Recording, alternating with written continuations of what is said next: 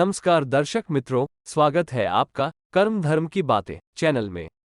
हिंदू धर्म में कार्तिक माह का विशेष महत्व है और इसे हिंदू धर्म का सबसे पवित्र महीना माना गया है।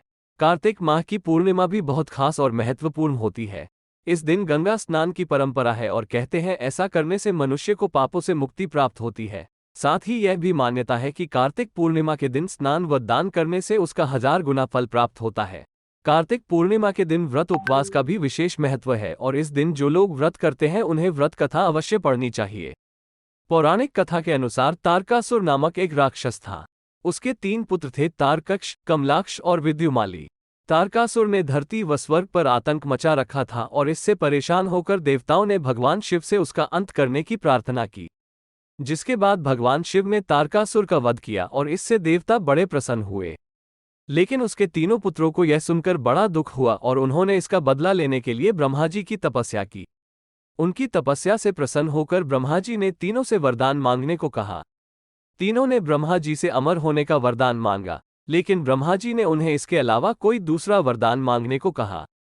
इसके बाद तीनों ने किसी दूसरे वरदान के बारे में सोचा और इस बार ब्रह्मा जी से 3 अलग नगरों का निर्माण करवाने के लिए कहा, जिसमें सभी बैठकर सारी पृथ्वी और आकाश में घूम सकें। 1000 साल बाद जब हम मिलें और हम तीनों के नगर मिलकर एक हो जाएं और जो देवता तीनों नगरों को एक ही बाण से नष्ट करने की क्षमता रखता हो, वही हमारी मृत्यु का कारण हो। ब्रह्मा जी ने उन्हें ये वरदान दे दिया। ब्रह्मा जी के कहने पर मयदानव ने उनके लिए 3 नगरों का निर्माण किया।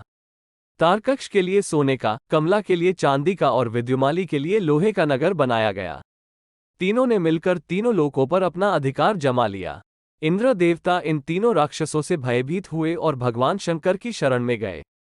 इंद्र की बात सुन भगवान शिव ने इन दानवों का नाश करने के लिए एक दिव्य रथ का निर्माण किया। इस दिव्य रथ की हर एक चीज देवताओं से बनी। चंद्रमा और सूर्य से पहिए बने। इंद्र, वरुण, यम और कुबेर रथ के 4 घोड़े बने।